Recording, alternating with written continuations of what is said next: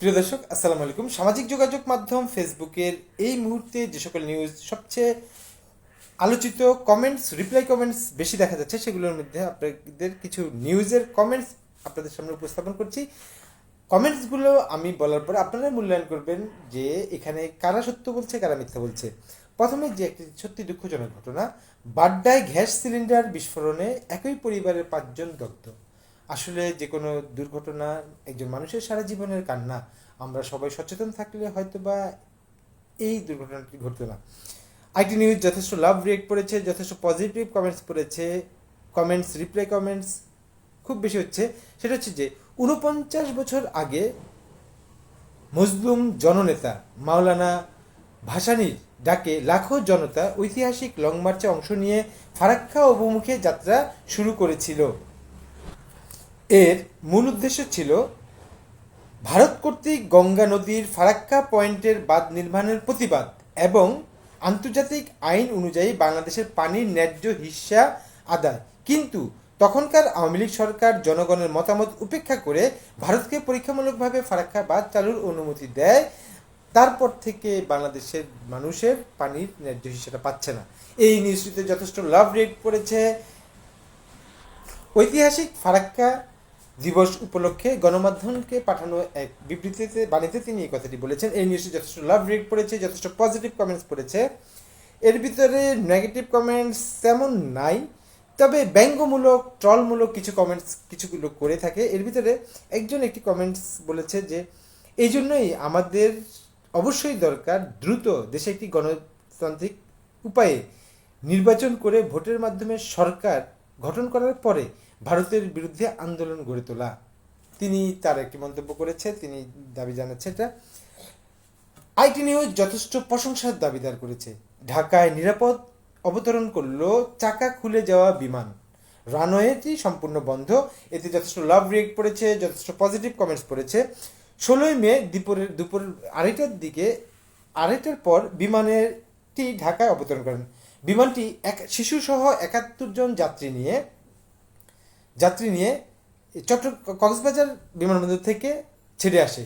এই নিউজটি যথেষ্ট লাভ রিড পড়েছে, সবাই পাইলটের দক্ষতাকে করছে যে আলহামদুলিল্লাহ কমেন্টস পড়েছে, অনেক যথেষ্ট প্রশংসনীয় হয়েছে। আইটি নিউজ 3 মাসে একদিনও ঘর থেকে বের হননি মমতাজ, যেভাবে আসেন ঢাকায়। এই নিউজটি যথেষ্ট হাহা রিয়েক্ট হয়েছে, যথেষ্ট ট্রল শিকার হয়েছে।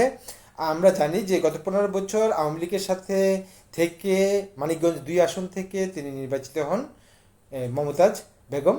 তিনি সেই সময় বিশেষ করে সংসদে যেভাবে ট্রল করে, যেভাবে অপমানজনিতভাবে, এবং সংসদ ভবনটাকে তিনি অনেকটা গানের একটি আসর বানিয়ে ফেলেছে। তাকে তখন সবাই বাহবা দিত। হ্যাঁ, তিনি অনেক সময় অনেক কথা বলেছে, অনেক রং কথা বলেছে, এটা আসলে বলা ঠিক না।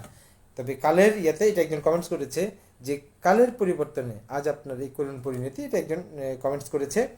তো সেটা নিয়ে যথেষ্ট ট্রল হয়েছে। নেগেটিভ কমেন্টসগুলো খুবই নোংরা হওয়াতে নেওয়া যাচ্ছে না। আইটি নিউজ যথেষ্ট কমেন্টস, রিপ্লাই কমেন্টস করেছে। ঈদ যাত্রায় বাসের অগ্রিম টিকিট বিক্রি, এক্ষেত্রে একজন অভিযোগ জানাচ্ছে যে এই দেশে সাধারণ মানুষের কোনো দাম নেই, অর্থাৎ তিনি তার পছন্দের টিকিটটি পাননি বিধায় তার অভিযোগ করেছে। আইটি নিউজ এটি যথেষ্ট কমেন্টস, পাল্টা কমেন্টস, তবে কমেন্টস ভেরিফিকেশন করে দেখা যায় যে মোটামুটি পক্ষে বিপক্ষে সমানে সমান তল দিচ্ছে। সেটা হলো দুঃখ প্রকাশ করে যা বললেন তথ্য উপদেষ্টা মাহফুজ আলম। আমার হতাশা ও ক্ষুব্ধতা কাউকে আঘাত করলে আমি আন্তরিকভাবে দুঃখ প্রকাশ করেছি। তিনি তার ফেসবুক ভেরিফাইড পেজ থেকে তিনি এই কথাটি বলেছেন। তিনি অনেকটা আতঙ্কিত, যেহেতু আমরা সামাজিক যোগাযোগ মাধ্যমে ভাইরাল দেখলাম যে ওনাকে বোতল ছুঁড়ে মারা হয়েছে, এবং তিনি বিভিন্ন সময় জামাতকে নিয়ে যেভাবে রকম কথা বলতেন সেটার জন্য তিনি অবশেষে দুঃখ প্রকাশ করেছেন। তো এটা নিয়ে যথেষ্ট লাভ রিয়েক্ট, হাহা রিয়েক্ট, নেগেটিভ কমেন্ট সবই চলতেছে। আইটি নিউজ এই নিউজটি যথেষ্ট ভালো লেগেছে ব্যক্তিগতভাবে আমার।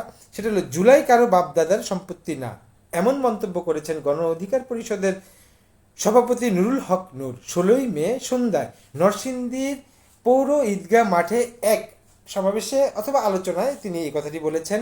তিনি বলেছেন বিগত 15 বছর যেভাবে শেখ হাসিনা দেশটাকে শাসন করেছে, যেভাবে গুম খুন হয়েছে, তাদের দলের নেতাকর্মী তথা যত বিরোধী দল আছে তাদেরকেই অত্যাচার করেছে। কিন্তু জুলাই আগস্টের যে গণ আন্দোলন, এখানে শ্রমিক থেকে শুরু করে সাধারণ মানুষ সবাই নেমে আসছে। এখানে যদি কেউ বলে যে আওয়ামী লীগের বিপক্ষে শুধু একমাত্র গণ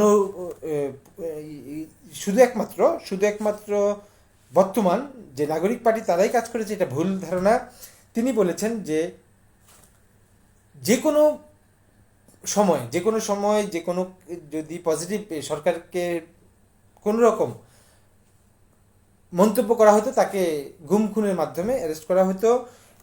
তিনি বলেছেন যে বর্তমানে যারা সেই জুলাই আগস্টের চেতনা নিয়ে আসছেন, তারা বলছে ঠিক শেখ হাসিনার মতো, যে তারা যেমন বাংলাদেশের যে মহান মুক্তিযুদ্ধে একমাত্র শেখ হাসিনা বলতো তাদেরই সম্পদ, ঠিক এখনও জুলাই আগস্টকে তারা সম্পদ বলে নিচ্ছে। এটাতে যথেষ্ট আলোচনা হয়েছে, সমালোচনা হয়েছে, কমেন্টস পড়েছে, রিয়েক্ট কমেন্টস পড়েছে। তবে ব্যক্তিগতভাবে কথাটি আমার পছন্দ হয়েছে যে না, আসলে জুলাই আগস্ট এটি বাংলাদেশের সকল মানুষেরই একটা আন্দোলনের ফসল।